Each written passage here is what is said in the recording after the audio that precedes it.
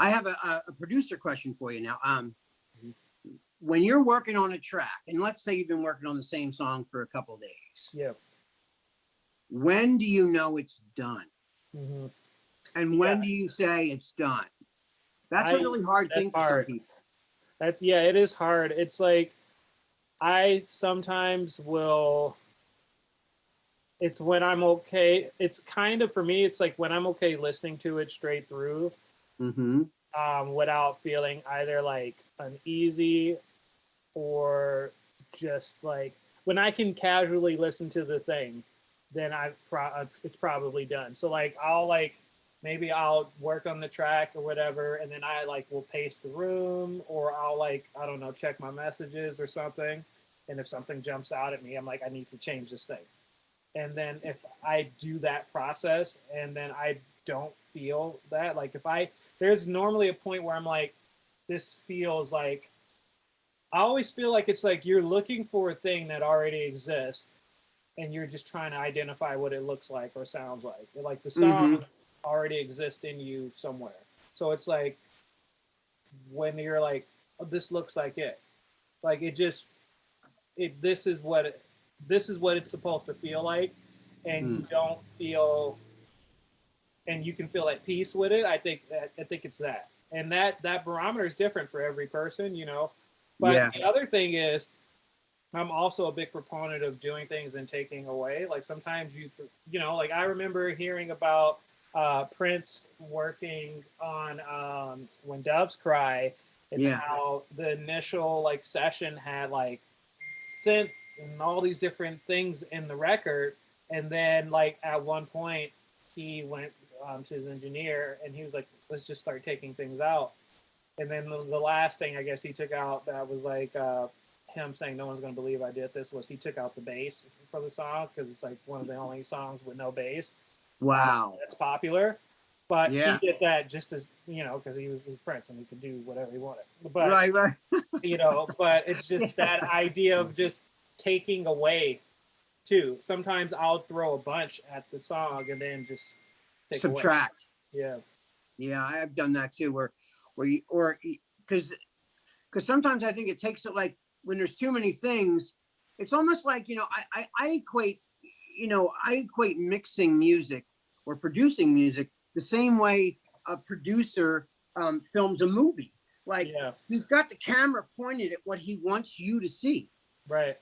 Like you wouldn't, like if there was a scene of a film where there's two guys under a streetlight talking, you know, the camera wouldn't suddenly leave them and look at a seagull eating a French fry. Right. Like, that makes no sense. Like, unless it's part of the story, which I doubt. But you know what I mean? Like, you know, everything is window dressing for the producer. He wants you to experience the listening experience the way he designed it. Right. The same way like a movie producer wants you to see what they want you to see through that lens, you know? Absolutely. And then sometimes you start to listen back and go, oh, that thing's detracting from the focus. Like, let me either pull it down or, you know, things are too busy and you just start subtract. Yeah. I mean, that's another thing. That's why a lot of times, especially when it's a song you wrote for yourself or like, and you're too close to it, I think it's easier to give it to somebody else sometimes and say, you got great ears. Right. I trust your ears implicitly. So have at it. Yeah, like, absolutely.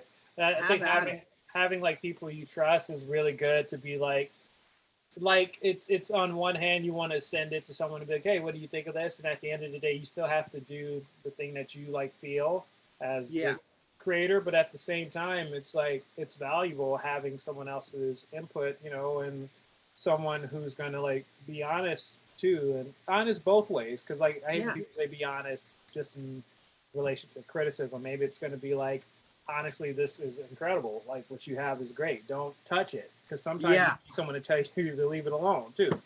Right. Yeah. And that sometimes happens. Also, do you ever have what I call the honeymoon relationship with songs that you write that are new? Like because you wrote it and it's new and it's exciting, you love it, and then you wait like 2 weeks, and then you listen back and you don't love it anymore. Yeah, it's unfortunate, and it can then you're like, I spent all this time working on it, but yeah, I definitely have had that, and it's just like, I mean, at the end of the day, like, I guess it's not a waste, right? Because it's like No. you learn, sometimes you'll apply different things in sessions, and maybe you'll like learn a thing and apply it into a different song or whatever. But Right, right. yeah, I've definitely had that, and I have it all the time. Like especially when I'm in the like voice note phase, of like if I'm just writing into my phone, I'll Mm-hmm. like come back and listen to it and just think like, oh, this is not it, and then you just keep going. I remember hearing about I always talk about it. It's like it was, I forget which college it was, but there was a professor teaching a pottery class, and Uh-huh. they split their class in half. And they said, okay, for half of the class, I want you to take this whole semester, and I want you to make one pot and put all your focus in making this one pot. And then the other half, I want you to make a pot a week, get rid of it. Make a new pot, get rid of it. And then I want to judge the growth and like which side developed the most. And the side Right. that developed the most was the side that just did a bunch of different pots. Wow. It gave you the opportunity to like learn from the failures more frequently. And so Absolutely. I just try to look at it like that, like, oh, this is garbage, but like I'll do something that's not garbage tomorrow, I hope. And then go from there. Yeah, it's funny how like I noticed for myself, like it's really hard for me sometimes to be objective about something I created recently. Yeah. So like a lot of times I'll wait a week if I can, if it's possible, and then go back and listen. If I still like it, then I know that there was something to it, Yeah. like there's something to the idea. Now, here's another question as a producer. How many times do you feel in your mind so far that songs turned out exactly like they did in your mind? Hmm. That's a good question. It's hard to say because actually, often, maybe not very often where it's exactly how I thought it would be, Mm-hmm. because there's so many, you just stumble across things when you're working and you're like, oh, maybe this would be better, or maybe this, I don't know. Like, I feel like I try to just lock into the feeling, and I feel like I normally get there. Like, Mm-hmm. more often than not, I land on the feeling that I wanted. But Yeah, as yeah. far as sonically, like sometimes I'll think about, oh, I should do the song like this with horns, and I should do whatever, whatever. And maybe you're going through samples and you find some vocal thing that you really like, and then you Yeah. chop that up instead, and then that's what the song is. Maybe it's not the thing you thought. I think that Yeah. happens more often than it's what I thought it would be from a sonic place. Yeah. Um, but at the end of the day, like I think the feeling is everything. So I think I'd land on the feeling I want most of the time. Yeah. Yeah. Now, and when you hear, I think I skimmed on this a little bit earlier, but when you hear a song in your head, is it like real clear, or is it almost like a blurry photograph? Um, Sometimes it's the like moments of it will be pretty clear, and then how I Mm-hmm. get there is very blurry. So like I might hear like I'll hear relatively like the feeling of the first maybe few seconds. Like it's probably seconds of the thing that I Mm-hmm. hear clearly, but then the rest of it, it's like if you've ever seen that drawing on Instagram where it's normally like when someone says like when you run out of budget, and it's like the drawing of a horse that looks really great, but then the legs are like stick figure legs.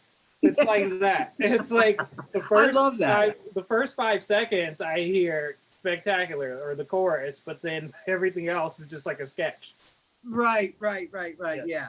Yeah. Mm-hmm. Yeah, because like when I'm writing a new thing or a new idea, like I hear parts of it. It's almost like somebody put cellophane over a picture. It's like Yeah. I It's see it, like but right there, but yeah. yeah, it has to like I have to put my sunglasses on for it to get clearer. Like you see, Yeah. you have to, and sometimes I guess that does come from just experimentation. Now, like when you're working on a song and you say, well, we're on a good thing, but maybe the song needs like, sometimes songs don't need what you think they need, but like you're willing to go the distance and try things that you're not comfortable doing because it might really pay off. You're right. It might, yeah. Or other times you're just painting yourself into a corner. Yeah. And I guess I'm talking to myself out loud right now and you're listening to it, but No. you know, it's like, I guess if you went back in time machine, you could save the version that before you started getting that bright idea that you were going to go off. Right. Yeah. Yeah, it's true. Yeah. Or do you save Like, that? I know it's hard because you just never know. yeah. Like Yeah. there's a song I was working on recently where I didn't have a verse, but I had a chorus. So like I had the verse music and the chorus music, but I didn't have a verse yet. So like I'm still working on it. I'm just experimenting on, I'm just like trying all these different melodies and I'm just doing them and like stacking them underneath of each other so I can hear them one by one. Yeah. And I didn't hear it for a while. And when I first did it, I hated it. Mm-hmm. And then, and this is just the opposite of what we said a minute ago, was like, I listened to it again and I really liked the last idea I did, Mm-hmm. but it's not done. So like, I'm still basically at like 12 seconds into the verse, like I have kind of a bit more to go before I'm there, but so far I like it, but it turned out better than I thought it did when I was laying it down. Right. Well, that makes sense too, because it's like, sometimes we have filters or whatever over our ears. Like there's always a point when I'm working where I if I say like I can't hear, then I have to stop. Like if it just feels like my brain hurts and I'm not hearing anything clearly, I have to like stop, and sometimes, you might land on a really great idea, but also be like just close to your limit. And then it's just like, you can't even hear the thing clearly because it's just like, you have all these other things clouding in your mind. You're like, and that's why leaving and coming back, like you said, it could have been really great. Who knows? That's the smartest thing. Yeah, it really is. When you're not making any progress. Yeah. Stop. Or do like something else. Like I've done that. I've done like I've had projects that I like have to do, and I've been working on one of those, and then gotten stuck, and then just worked on something that random, and then gone back, and it's made me I'm fresher when I go back to the other thing. Yeah, you're like, oh, now I hear something for it that you weren't hearing before. I know. Yeah. And I think that's another reason why I like working with other people, because when you bounce ideas, you get excited.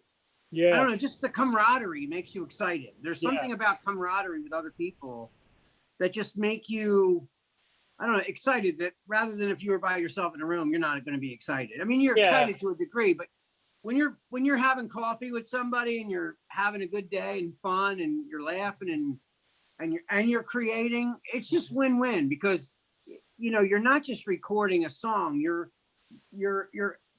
making memories based on what you're working on at that time, and the recording ends up being a record of that date.